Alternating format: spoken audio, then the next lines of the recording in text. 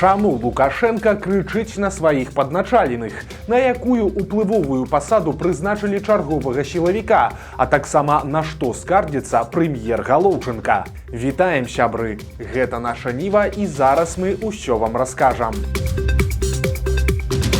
Лукашенко абяцае рэпрэсіі набліжаным і анансуе змены для выпускнікоў. У мінулым выпуску мы расказвалі пра ягоны незадавальняючы аналіз стану сельскай гаспадаркі, а сёння хочам спыніцца вось яшчэ на якіх дэталях. Лукашенко расказаў пра кадравы голад у галіне і паабяцаў змены для маладых спецыялістаў, якія мусяць адпрацоўваць па размеркаванні. Передо мной цифры. На местах остается не более половины молодых специалистов.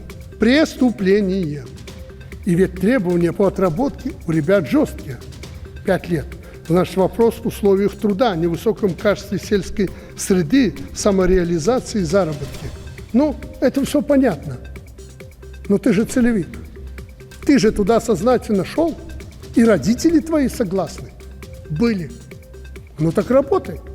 Ищите ту половину, которая не приступила к исполнению своих обязанностей. Пасля ён кінуўся ў развагі пра тое, што кадравыя праблемы не вырашыць без стварэння належных умоў жыцця ў вёсцы, але ў выніку падобна, што ўсё звядзецца да пастражэння умоў размеркавання, асабліва для тых, хто ідзе працаваць па мэтавым накіраванні. Таксама Лукашенко анансаваў змены, згодна з якімі тэрмін службы ў войску не будзе залічвацца ў адпрацоўку.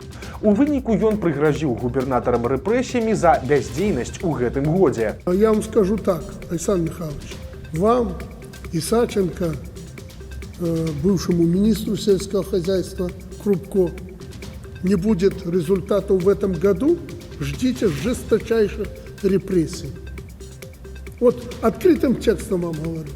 Я вам не позволю лапшу вешать на уши. А ў канцы Лукашенко наогул перайшоў на крык і абвінаваціў набліжаных ва ўсіх грахах. Если не хотите воевать, нужен результат на земле.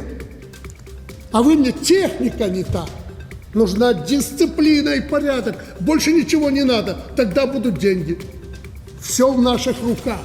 Мы безобразно ведем себя. Безобразно. Мы не хотим работать. От нас вот сидящих здесь все зависит. Председатели все райисполкомов, горисполкомов сидят. Министры. Должен быть результат. Воровство будете вместе с Кубраковым отвечать.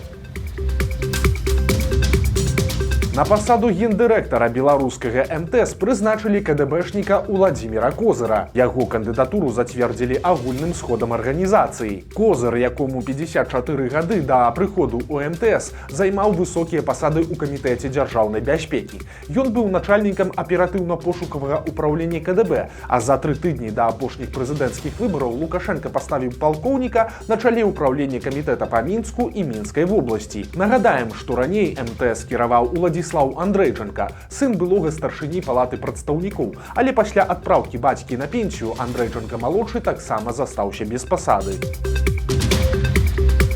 Галоўчынка паехаў у Маскву скардзіцца на нізкую якасць расійскіх інвестыцый, але не знайшоў спачування. Прэм'ер-міністр Беларусі на гэтым тыдні быў з візітам у сталіцы Расіі.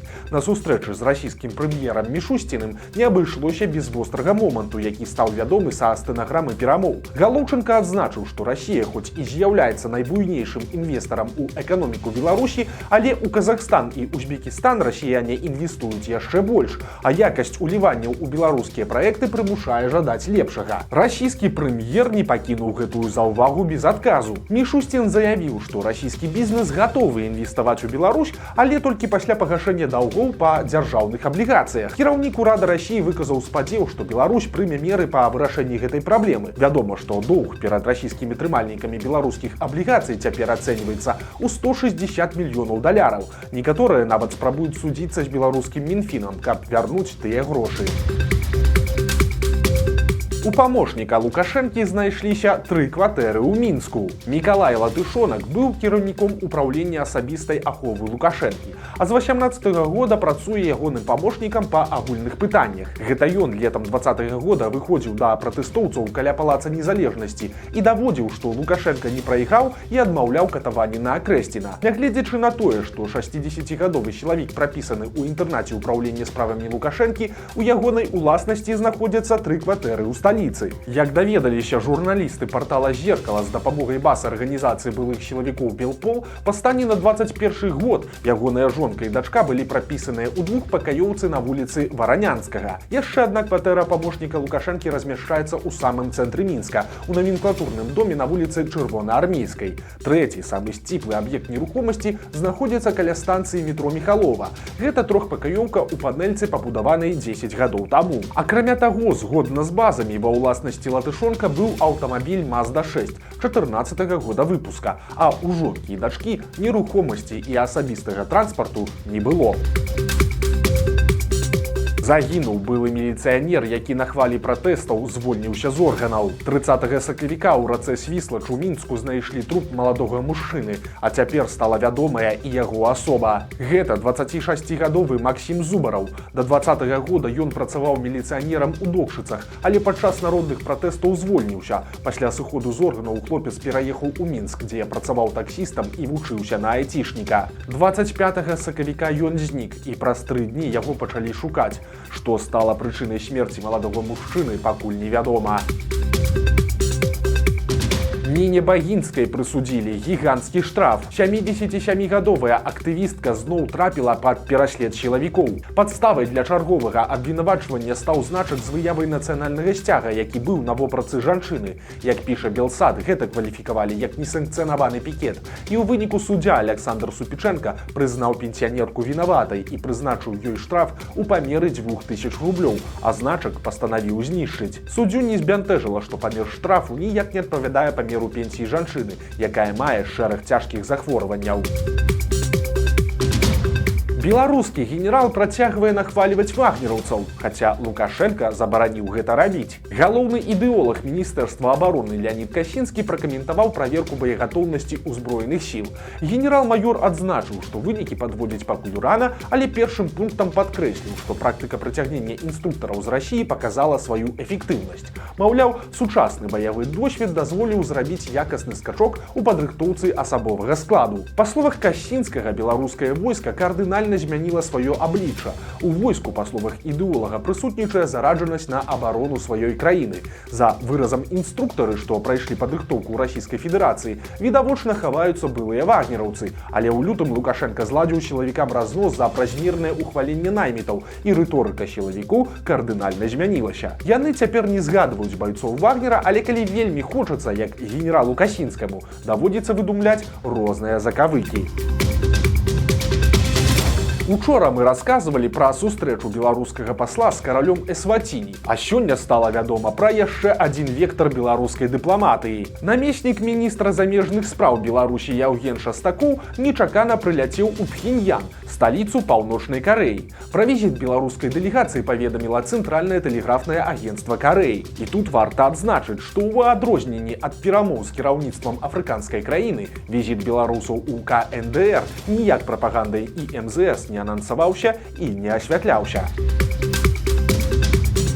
Новая тактыка беларускіх сілавікоў. Супрацоўнікі Губазік спампавалі гісторыю паведамленняў шэрагу эмігранцкіх чатаў і цяпер пішуць іх удзельнікам. Як расказалі выданню «Мост» некалькі беларусаў, якія жывуць у Польшчы, невядомыя дасылаюць ім паведамленні ў тэлеграме і шлюць скрыншоты з чатаў дыяспары. Прычым тактыка сілавікоў адрозніваецца. Адным аккаунт пад назвай «Прафілактыка экстрэмізму» паведамляе, што іх у Беларусі ніхто не шукае і ім можна бяспечна вяртацца на радзіму. Іншых жа наадварот палохаюць смерцю ў выгнанні.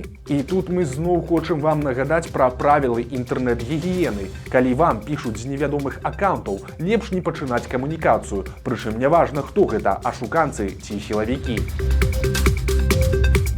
Беларускія ўлады ліквідавалі два выдавецтвы з багатай гісторыяй. Летась выдавецтвы «Вышэйшая школа» і «Народная асвета» забралі ў Міністэрства інфармацыі і перадалі Мінадукацыі з мэтай іх зліцця. У выніку абодва спынілі сваю дзейнасць. Іх правапераемнікам стала выдавецтва «Адукацыя і выхаванне». «Народная асвета» была створаная ў 1951 годзе, «Вышэйшая школа» на 10 гадоў пазней.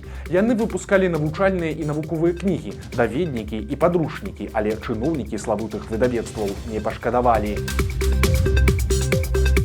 Новы суд за данаты. Мужчыну затрымалі, калі ён прывёз перадачу арыштаванаму брату. На гэтым тыдні пачнуць судзіць Андрэя Лапаціна. Мужчыну затрымалі ў маі мінулага года, калі ён прыехаў зрабіць перадачу свайму брату, затрыманаму па справе дыверсіі ў мачулішчах. Вядома, што Лапацін некаторы час да затрымання жыў у Літве. Спачатку яго абвінавацілі ў акце тэрарызму, а пазней артыкул перакваліфікавалі на фінансаванне экстрэмісцкай дзейнасці.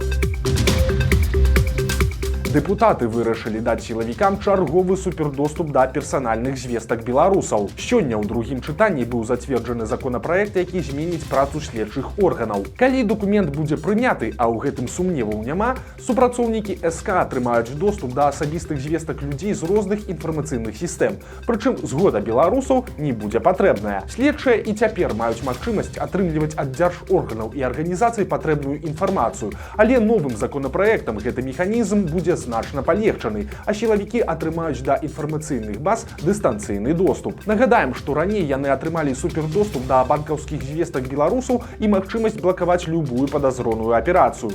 Эксперты лічаць крокі ўладаў новымі магчымасцямі для рэпрэсій. Дзіўны элемент рэканструкцыі. У Мінску скончылі рамонт першага паверха ГУМа. Кіраўніцтва легендарнага універмага пахвалілася, што ўсе гістарычныя элементы будынка захаваліся. Іх гарманічна ўпісалі ў сучасную стылістыку інтэр'еру. Пад сучаснай стылістыкай, імаверна, маюцца на ўвазе арнамент, як на дзяржаўным сцягу, а таксама вялізны залаты герб, які размясцілі пры ўваходзе ў ГУМ. Кіраўніцтва універмага плануе цягам найбліжэйшых 2 гадоў правесці рэканструкцыі і астатніх паверхаў. Магчыма, там знойдзецца месца і іншым дзяржаўным сімвалам. У раённай газеце публікавалі інфармацыю пра нованароджаных. Аказалася, што гэта незаконна. Бацькі немаўлят у адным з гарадоў Беларусі паскардзіліся ў Цэнтр абароны персанальных даных на аддзел ЗАГС. Яго супрацоўнікі перадавалі ў раёнку інфармацыю пра нованароджаных, а газета яе публікавала з асабістымі звесткамі і датай нараджэння. Прычым рабілася гэта без згоды бацькоў. Пасля ўмяшальніцтва незаконная дзейнасць супрацоўнікаў ЗАГСа была спыненая. Але ці панеслі яны хоць нейкую адказнасць, не паведамляецца.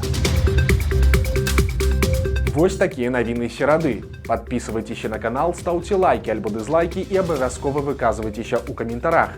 И, конечно, читайте нашу Ниву, глядите нашу Ниву и любите Беларусь. До сустрэчы завтра.